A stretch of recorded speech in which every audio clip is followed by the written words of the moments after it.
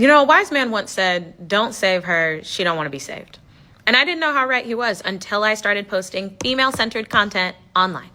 Because here I am, a woman, talking to women, about the things that we can work on and get better at and grow, so that way we can live these amazing lives that we want to live. And a lot of the girlies just don't want to hear it. And that is disappointing, because in order to enjoy my content, you do have to be a certain type of woman. That's fair. You have to be a woman that takes accountability for her actions, doesn't say, he made me feel this way, she made me feel this way, they made me crash out. No. We take accountability over here. You also have to be an honest woman, a woman who is honest with herself about, here's where I went wrong in the situation. Here's where I could have cut it off before it even got to as bad as it was. And you also have to be a woman that is confident enough to say what she thinks, what she feels about the world, even if none of the rest of the girlies agree. That is such a special type of woman. I love the women in my audience down. I just wish there were more of us. I really do. And what is an interesting fact about you? I look stronger than what you think. Like, I can bench 185. Oh, okay. Damn. And I popped my balloon because when you said 185 and I'm a solid 220, baby, you ain't gonna be able to handle me. You ain't 220 when we laying down. But I'm 220 when I'm throwing it back. Got a dresser? Yeah. They're shooting. Oh, what's the last one? Oh!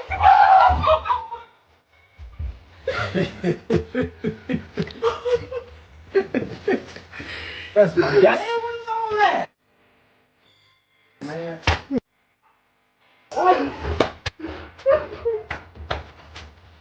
Well, let's sing it. You want to sing it? You want to sing it? It's over? Oh, man. You don't know, man. I need to see you. Man, you listen. God. Listen. Oh, man. You made me weak. So we're going to hang out today. Me and you. And I'll fly back in the morning. You got all day. Oh, man. This is crazy. Y'all got me.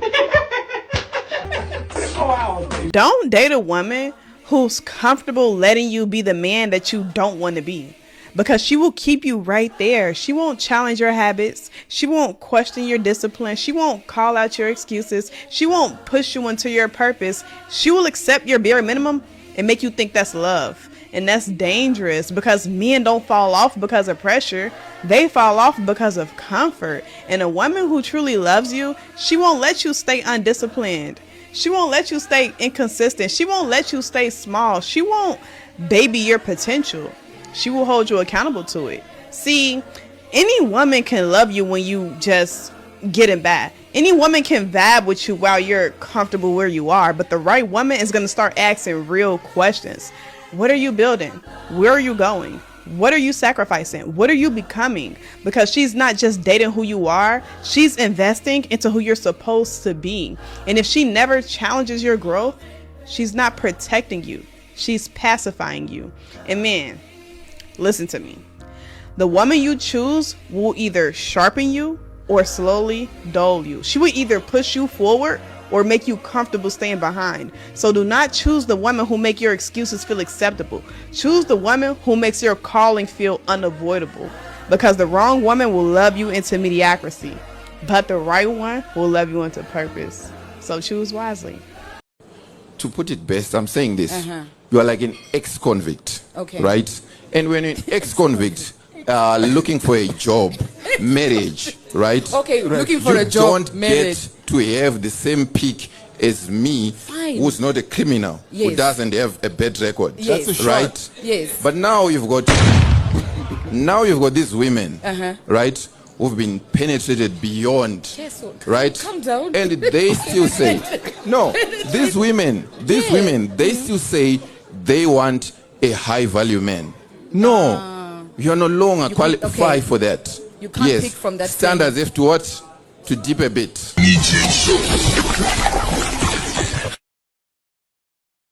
So you gonna give it up to all the other men, but you gonna make your fiance wait? Yes. Yes. Why do you think he my fiance?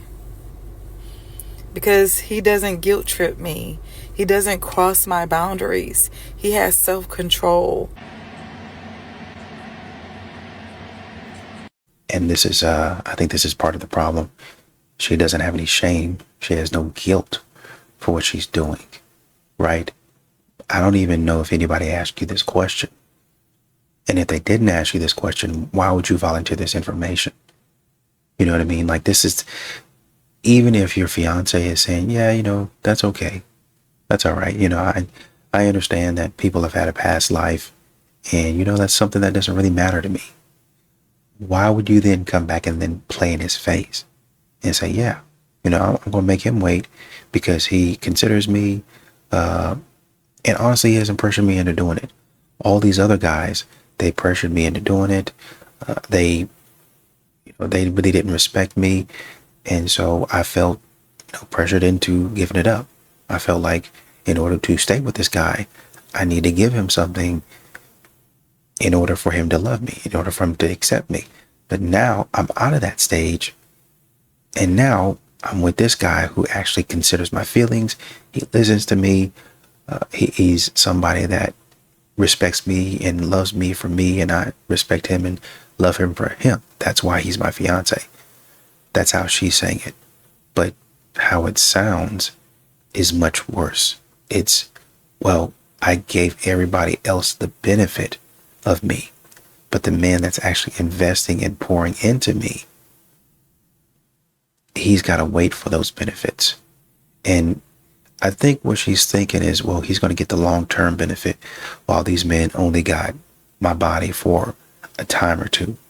But once again, even if that's the case, there's some things maybe you should just keep to yourself. And I think this is one of them. The point flew over everybody's head, so let me address what's actually being said. First things first, no matter what, if you grape somebody, you deserve to get thrown in prison and booty pegged for the rest of your life. Now that that's out of the way, this is addressing the fact that if your decision changes on whether or not you find the person attractive, then assault doesn't exist. For instance, if you're in a bar and somebody comes in, sweeps you up off your feet and gives you a kiss and stuffs their tongue down your throat, you have to be the same disgust if that person's 380 pounds or if that person's Channing Tatum. You can't decide, oh, well, it's Channing Tatum, so now I'm okay with it, because then assault doesn't exist. If you give Channing Tatum permission to do that, then you give everybody permission to do that, because the only thing that defines assault is whether or not you find that person attractive. The ironic part is women actually love this grotesque, weird. Just go to Jax the Ripper's Instagram page and look at the comments section. But I'll give you my own personal example, okay? I remember one time I was screwing this girl, and she asked me to take my .38 revolver out, put it in her mouth, and cock it back. So I did. And you want to know something? She loved it. I've actually dated quite a few women who have wanted me to roleplay grape with them. Literally the whole thing, mask on, pretend I don't know them, take that, degrade them, and talk to them as if it's happening to them. Like, a good majority of women have grape fantasies, and if they like you, they want you to live those fantasies out for them. Even though a lot of the women that watch me cope a lot, I'm gonna give you a real story that's most recent. 2 months ago, I was at a Halloween party at a bar, and I was drunk off my ass, and this 45-year-old woman came up to me, started flirting with me, so I'm hollering at her, kissing on her, tonguing her down, you know what I'm saying? And everybody in the bar is watching this happen, but I still had women my age coming up to me, trying to holler at me when that girl would, like, go to the bathroom or go off with their friends, and the women that would come up to me would, like, whisper in my ear, and I would grab on their ass and shit, play with their pussy, and they are completely okay with it because they're attracted. Point is, y'all love this, and y'all only decide whether or not you hate it depending on if you like the person that's doing it to you. It means you lose all of the power. Why do you think people don't listen to women nowadays when they say that they've been assaulted? Because they always say they're assaulted over the dumbest, littlest, and they only say they're assaulted if they don't find the person attractive. You need to change this if you want to be taken seriously. Now, I know somebody's going to misinterpret this, so let me throw out a disclaimer. I'm saying that if somebody assaults you, it should always be assault. Because if somebody grabs your butt and you turn around and you find them attractive, so you allow it, give them your phone number, or take them back home, then they didn't learn assault is bad. And they're going to continue assaulting other women because you just showed them what that would give him. A reward. Now he's going to go assault somebody else who doesn't find him attractive and doesn't like it. And you're the reason why that other woman just got traumatized because you said it was okay when it was done to you. And I like the point that he's making here And obviously, there's the disclaimer of grape and stuff like that. We know that. But here we find out clearly that lust is a huge problem for women. And this is how it manifests itself.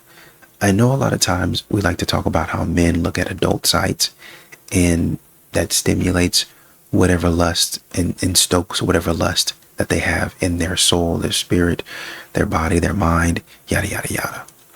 Women like to say we're completely controlled. Nothing like this would ever happen until somebody that you're attracted to just meshes with your body. It just, you and them are one. And that's how that happens. It's because you were, well, I was attracted and I just felt like in the moment, lust. You felt like lust in the moment. One of the worst things we can do as men is to be with women who don't want us. I've been in that position too. I have simped. I've been in the friend zone. I've done all that kind of stuff. And I will tell you, gentlemen, don't do it. It's never a good idea. Stop trying to win women over. You don't have to win women over. You deal with the women who show interest in you and want to get on your program and are proving their worth to you. See, you had to work to become a high value man. You don't have to work for a woman. A woman has to work for your last name. She has to work for your ring. She has to work for your commitment. Because we grew up in Disney, and when we were told that it was us that needed to do the other, that's why they hate these channels. They hate the channels where we start telling men, no. Most women do not want you moving this way because it puts them squarely in a position where they got to compete. It puts them squarely in a position where you have options, you have leverage. Well, guess what? Why? Because it's your turn now, gentlemen. Winter is coming. And when winter is here and you are high value, you are in that top 20%, top 10%. You have options. You have leverage. Use them for your benefit.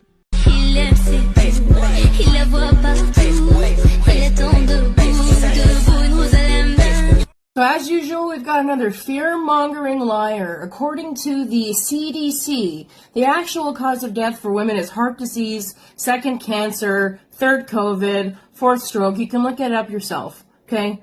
These women, okay, I swear, I say it all the time. You're more than your tits, okay? All the blood rushes down here, so you don't use this. But the statistics aren't hard to look up. Stop fear-mongering.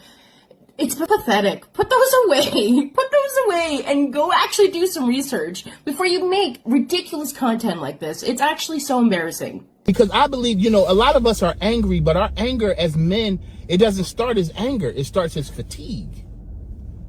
It starts as fatigue. And this is the problem. Women won't recognize your fatigue, but they'll recognize your anger.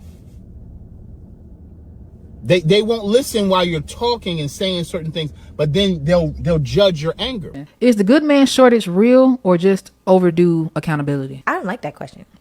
I don't think there's a good man shortage. You know what I think? I think that the majority of people that people are seeing are in the low vibrational crowd, and that crowd is loud, but it's the minority. I think the good people you don't really see, and this is men and women, because they be in the house. They be working towards their goals. They be in the gym. They are doing things that make them better. And so they're not in the collective of what is loudest in society. But when you go on Instagram and what you see is people popping bottles every weekend, and what you see is people that only care about the bags and it's no wonder why people think there's no good men. No, there's no good men at where you're going because you're focused on the wrong thing. Do you want a good man that has character? Are you going to seminars? Are you going to retreats? Are you going to the gym? Are you going to the grocery store? Are you eating at healthy places? Are you going places where people actually care about themselves? Or are you going where people are going to celebrate and spend $1,000 a weekend? And for what? When they struggling to pay their rent every month. That's crazy to me. It doesn't make any sense, personally. Okay, so he wants you soft and feminine, but he has zero plan, zero leadership, and zero safety. How can a woman follow a man who isn't going anywhere? You don't. She can't. Yeah. You let that man go. That man is probably 20-something for the record, because a lot of them young little buckies,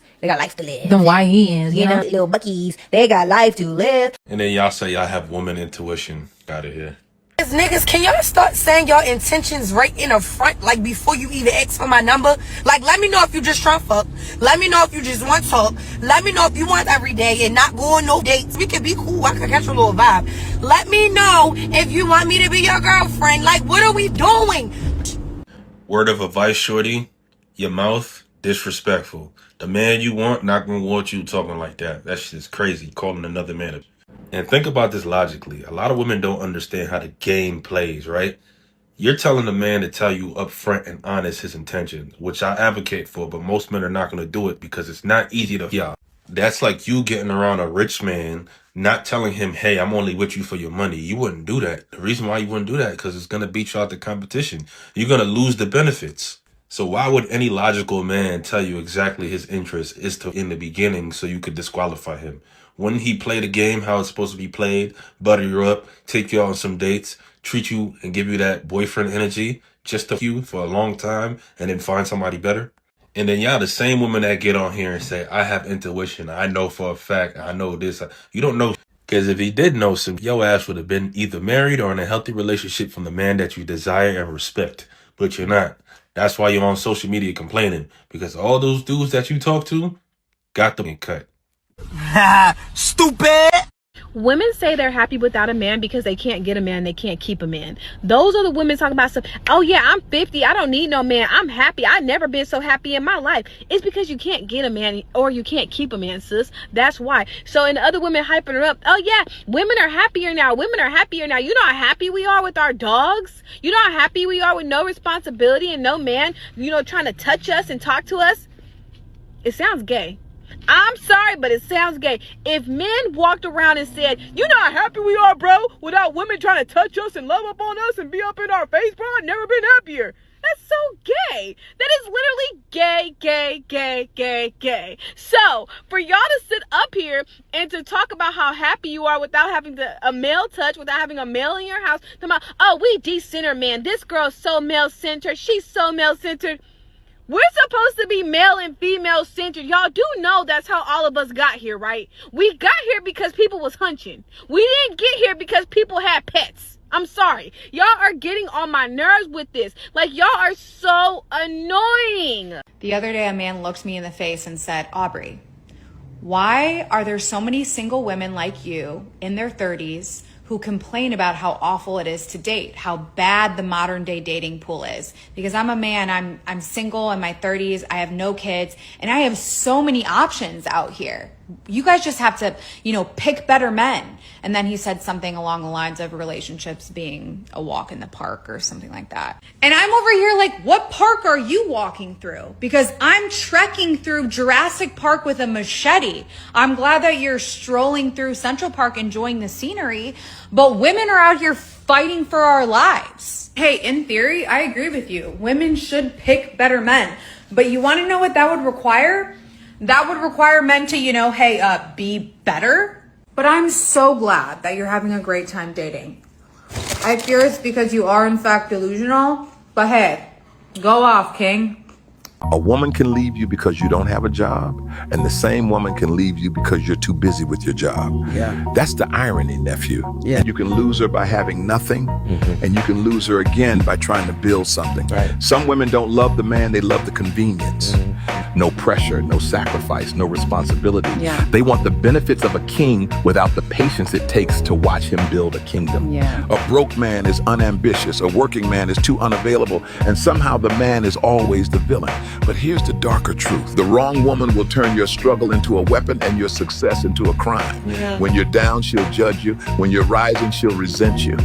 And when you become who you were meant to be, she'll say you changed, never admitting she just couldn't grow with you. And she'll claim you switched up when the truth is you simply stepped into the light and her shadow couldn't follow. You didn't lose her, nephew, you shed her. Yo, it's your favorite AI uncle here. If you want to learn how to create and monetize an AI influencer just like this, click the link in my bio. The way that y'all men jump up and to defend another man, where's all of this defense when it came to your father putting his hands on your mother? I ain't see y'all not jumping up defending that. Huh? They were kids. And more than likely, if they tried to do something at the age that they were at, they would probably end up getting their ass beat as well. It's usually not until these boys get old enough and they feel like they're strong enough, if that father is still in the household, that they actually end up doing something about it and helping their mother. The hatred that some of y'all have for men, that even when they are boys, y'all still don't give them any grace whatsoever or feel like they deserve any protection from people. It's the mother's job to get her son away from that relationship, because we can't rely on the man to do anything rational, because he's already proven that he's a bad person by putting his hands on her. So yeah, you trying to blame a little boy for not defending his mother from his father is stupid.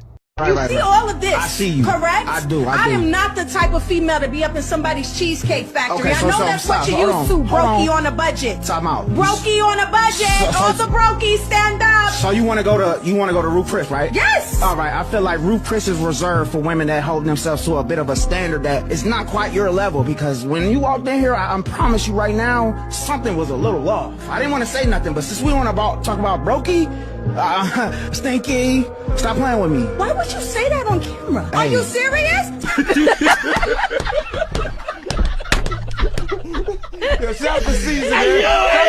And once again, you can see how she's going off on the man. You can see how she's just satisfied to just be going off, just really tearing him down and talking him down. And this is what you are. You're a brokey. You're a bum. When the man decides, okay, you know what? Let me go ahead and throw a little bit back out there. Let me do something a little bit. Let me go ahead and defend myself a little bit. Let me go ahead and fight back. Then all of a sudden it's a problem. How dare you? Why would you say that? This is what most modern women do. They like to throw stones and hide their hand.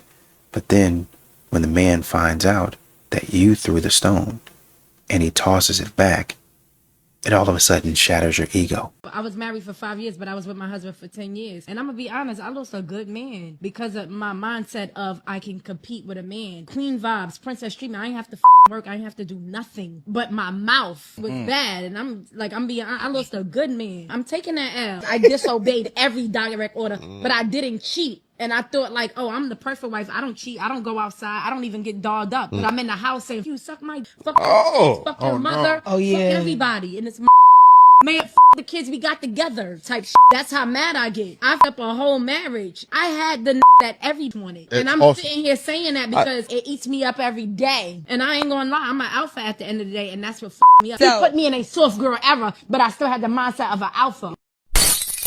I don't date men anymore. Okay, so you're off of men.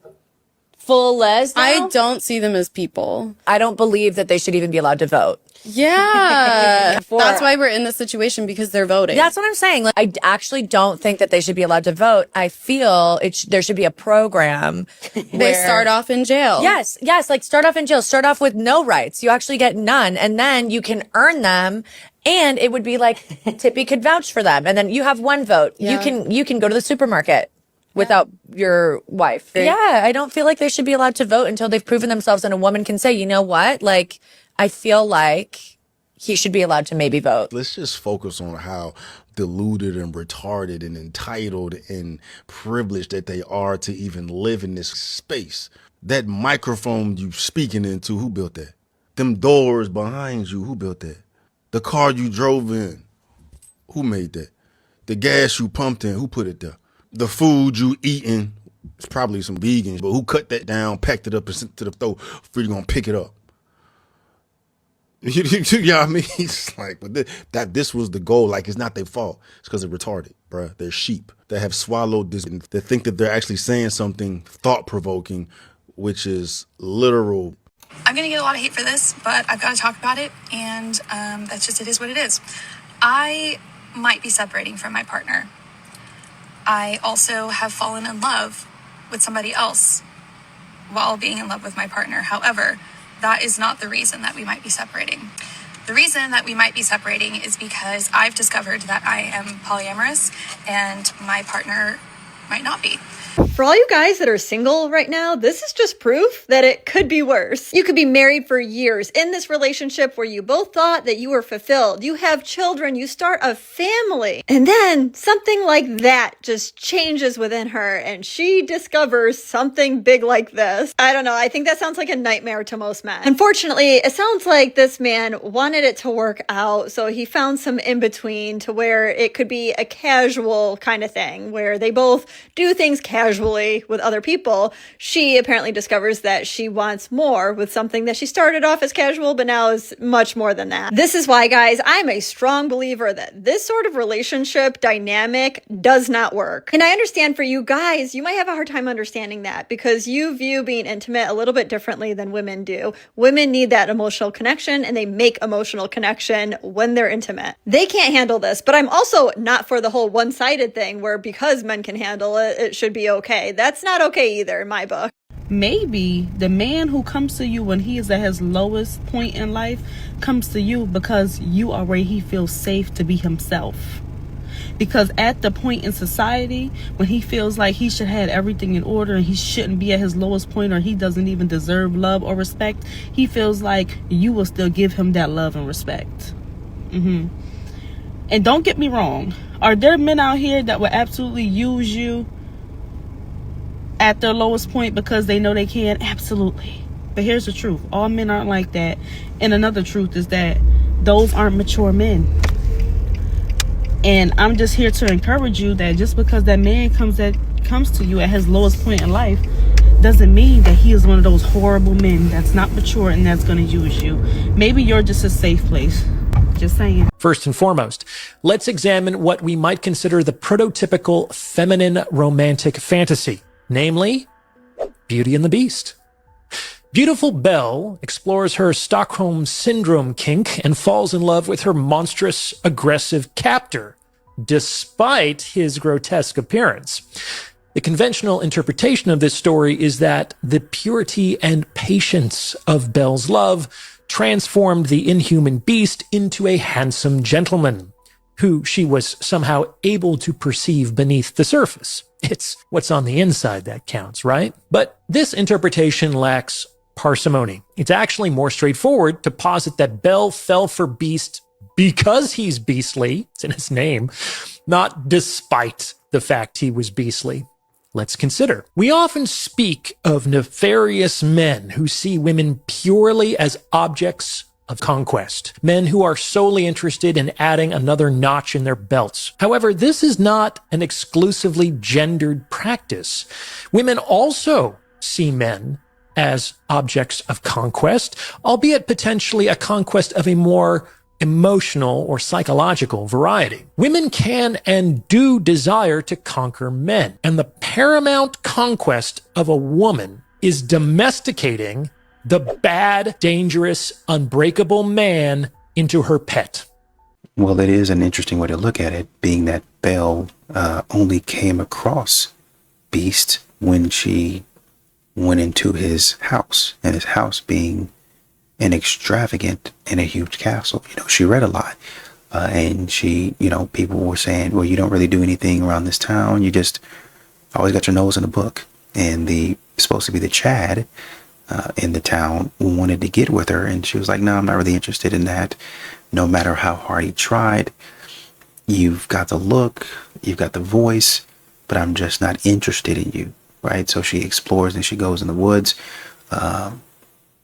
and then through danger has to take shelter. Well, actually, her father went into the woods and thinks something happened to where he got in trouble.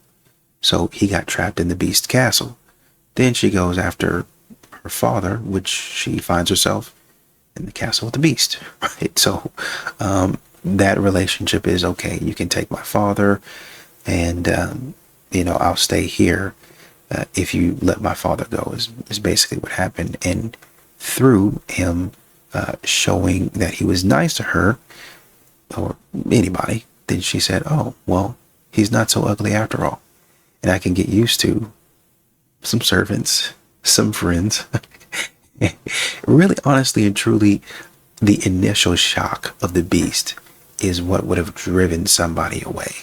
But the fact that he had staff there that was very nice to her, they befriended her very early on, really honestly and truly probably made her stick around to even give Beast a chance. You know, I can see where he's coming from with that dynamic. There are some levels of purity in that story, but then I guess there are some areas where you can look at it and be like, maybe you ought to re-examine this story. Guys, tell me why I'm at Target in Rockwall and I just met Shaq O'Neal and he dropped $100. And I was like, hey sir, you dropped your money. He's like, oh, your money? That's your money now. And then I'm with my little sister and he goes, oh, is that your little sister? And I was like, yeah, it's my little sister. He's like, another one for her. And he's like, don't be taking money from strangers. And I was like in shock. I was like, are you sure? Like, I'm not cooking, I'm not cleaning, I'm not sucking, I'm not washing clothes and folding drawers and putting them in drawers. I'm not doing none of that. Just another day in the office. Y'all see what type of energy she on. Viewer discretion's advised. Unless he buys me my house in the hills overlooking the ocean in Malibu. He has invested into assets in my trust fund. Brother, I know you like to give your 5 cents, but I'm here to give 3. Bitch, you can politely get the out, okay? My brother's gonna say it calmly and politely, but I'm not. I'm gonna let you have it the way you need to have it. You hussy, you damn Jezebel.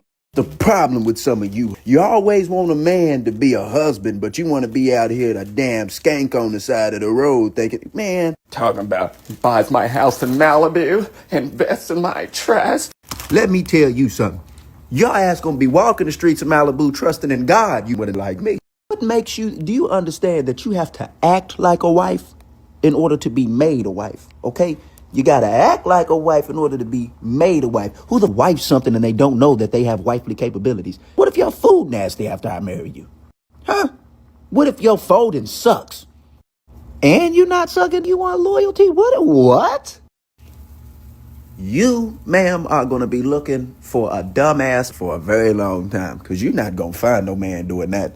Maybe you can call on an alien, but you, heifer, out your rabbit ass mind. There's a whole thing on TikTok where there are women that feel like they're single moms but they're married. So so with that lets you know that men don't necessarily feel like they don't have the same commitment to. Nah, that's not true. It just look different. I think that's the part. Like, women are so comparative instead of collaborative.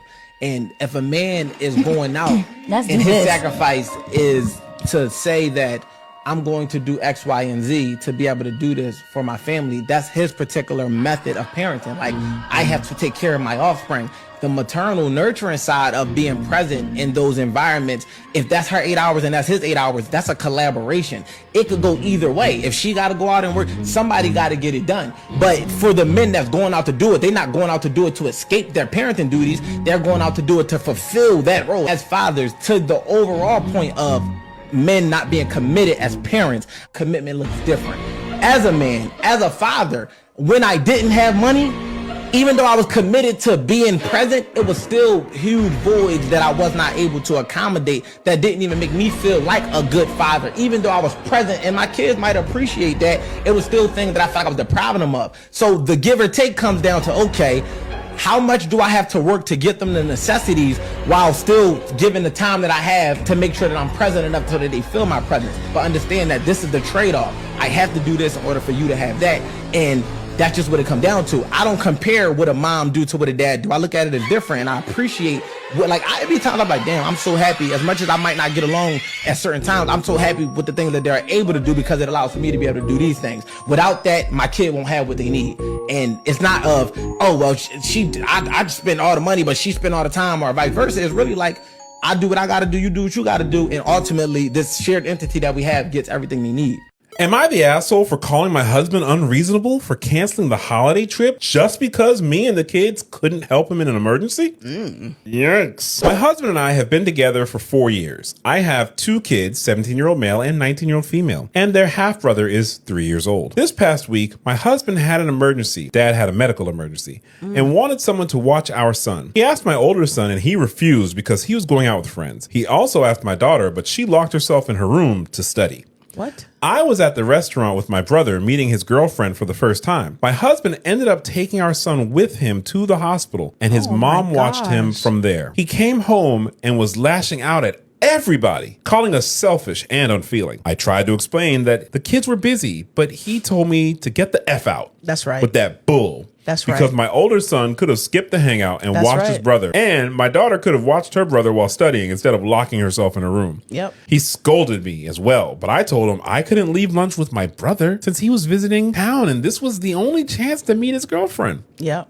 Could have done that with a 3-year-old. He yelled some more, then told us that he was canceling the family holiday trip for Christmas this year. The 2 older kids were upset and said it was unfair. I called him unreasonable to cancel the trip and punish the kids and possibly me like that. Yep. He refused to discuss it. Now, me and the kids aren't speaking to him, and he's saying good riddance. Oh, wow. Edit, my husband was supposed to watch our son at the time. That's why I went to see my brother at the restaurant. The kids aren't used to watching their brother when neither parent is home. That sounds like a bunch of baloney. Baloney. The whole problem is that the 19 and 17-year-old, they don't need to go on no trip because they don't know like responsibility. And it doesn't seem like the mom is doing a great job of teaching them. That's ridiculous. I think they get it from the mom. Exactly. That's ridiculous. Hey, I can't take my son to go have lunch. Yeah, why Just not take him to the hospital? Yes, I agree with the husband. Cancel all that. That's ridiculous. It was a medical emergency that warranted going to the hospital. But I have to study, I have to go out with friends, and I have to have lunch. And the fact that he was able to think clearly enough to call and say, not once, but multiple times, hey, daughter, can you watch? Hey, son, can you watch? Hey, babe, can you watch? And all of them were making excuses as to why they didn't want to do it. I would really like to know what this medical emergency is, because it didn't seem like anybody was, there was no sense of urgency there, right? So I would really like to believe that maybe they have a reason for ignoring this request and they're saying, oh, you're fine, just take the baby to the hospital. But even if it wasn't anything serious, quote unquote, and he had to go to the hospital just to get some things checked out, maybe he's being dramatic, you can't stay with the child for a few hours. That's crazy to me. You're at lunch and you can say, hey brother, why don't you come home with me, watch the baby? Hubby's got something going on. We got to go home and watch the baby. I think your brother would have understood. He was having a medical emergency. All of y'all completely dropped the ball on this. And I can understand why he's upset. The kind of woman you want has been imprinted on by a man before you. And the man before you that had her heart, he had her mind. In order to get her mind, he had to keep her mind occupied. You don't keep her mind occupied with flowers, chocolates, and love letters. You keep her mind occupied with other women. Women care about the opinion of other women. Your woman wants to be with the man who other women want to shebang-a-bang. Don't get upset because you think it's not right and that's not the way. I don't want to talk about your morals at this, because again, if you decide to go through with cheating or not, that's up to you. The fact of the matter is she needs to know that you will leave her. The most powerful Uno reverse card any man can play is the presence of absence. I'm telling you what, I've dealt with women that I like a lot, but I have more respect for myself than sit around and continue to deal with their bull. You don't announce when you're breaking out. You just break out. And when you break out, make sure you show up with one that's better than the one you had. 3 out of the 4 girls I tried to go on dates with hit me with the same exact, and I bet you know what it is. 2 of these 3 girls I tried to take to coffee spots they hadn't been to before, and one of them I said froyo. All 3 of them hit me with something along the lines of, am I only worth froyo to you? You're not gonna take me to dinner? Why can't we have a luxury experience for our first time together? Who the do y'all think y'all are? First of all, I'm not a trick. I dated a bottle girl. I am 2 steps ahead of all that. Second of all, if you were serious, your priorities are so up. You're looking for something and not someone. And when you fall in love with something instead of someone, that's all the relationship becomes. If you start with luxury experiences, all they're ever going to want is luxury experiences. My ex. And eventually they're going to hold you to that, using lines like, oh, you haven't taken me to dinner recently, that's why I haven't shown as much affection. Mind you, you've done it more and more and more and more since the relationship started, because she keeps saying things like, oh, well, we've only gone to dinner once this week. Of course, I'm not really like feeling too courted right now, so I'm really just not in the mood to have. It's like, we'll start using those things against you. Because why would I sign myself up for over an hour of time with somebody I don't know? I'm trying to get to learn, but it has to be this whole, like, I'm trying to impress you, dinner, wine. Like, why would I do that? A lot of girls online are like, oh, well, you gotta be yourself. Just be yourself. You know what isn't myself? Paying for some butt. Because that's what it feels like when you're all like, you're not going to take me to dinner instead of going to do something cute and fun where we can both get the out of there if we don't like each other. What I'm saying is if you're looking for like transactions, like financial benefits within dating and relationships, you're going to be single forever. Somebody might court you for a couple years. Oh yeah, here's everything you want. Oh, your skin's not tight anymore. I'm going to take my money to the next 24-year-old girl with tight skin. Like, y'all think y'all are smarter in the game. You're not. Two friends in particular that regularly take girls on dinner dates. You know how many of these girls they're taking serious? You know how often they get laid, though? Oh my God, you wouldn't believe it. And they know exactly what they're doing, too. Can I have my daughter, please? Yes, I just asked you to come get her. Okay. Stop recording me. No, I won't. My safety is at risk with you? It is not. Yes, it is. Let's not have this conversation. Can you please give me my daughter? When you stop recording, you can come over here and get your daughter. So now you're refusing the right to give me my daughter? No, I'm not. I'm just saying that Can I have my daughter, please? Can I have my daughter, please? I'm not going to... Can I have my daughter, please? For the court order.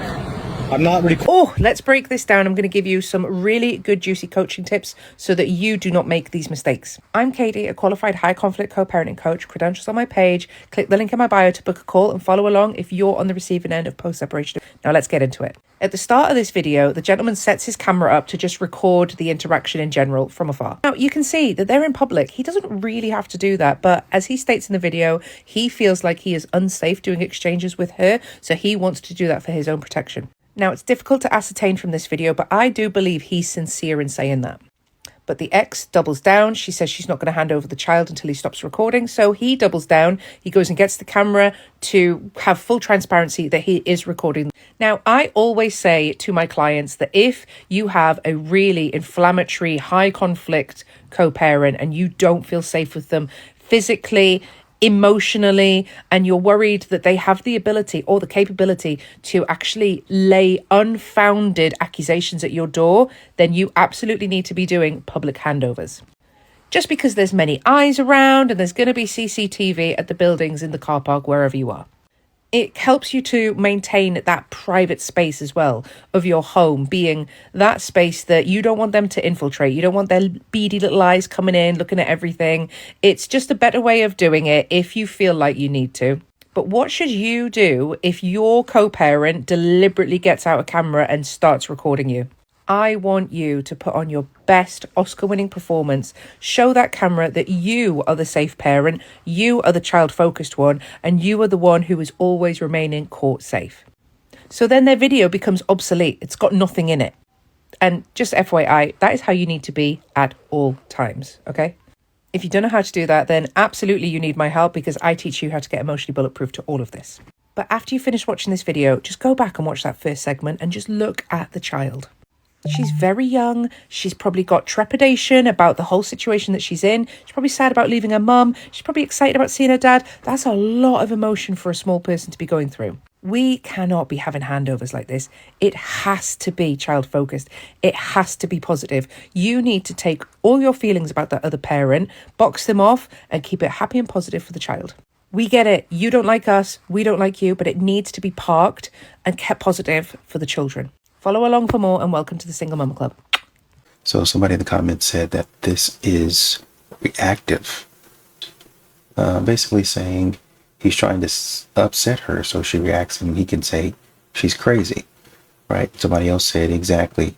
They flipped the script. My baby daddy would literally tell himself, because everything he says or I do or accuses me is literally what he's doing.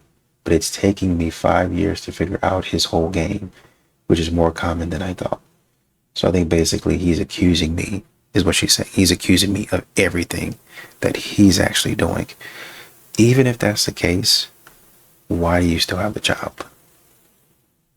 If y'all are doing a handover and it's his time to have the child, you can pull out your phone, set it up somewhere, or you can get there a few minutes early. Pull out your phone and say, hey, I'm here at the spot. As you can see, you can pan around and look. I'm waiting for Jackson to come. We usually meet at 5:30. It's 5:20 p.m. on 12/31/2025. And I'm just waiting on him. So we're just going to wait in the handoff. And you might see some blank space here. I'm playing some music or whatever. I'm just going to wait. And then as soon as he pulls up, hey, you know, I'm recording just to make sure that everything is on the up and up, just recording this exchange. Or if you want to leave the phone in the car, it depends on what your state laws are on recording.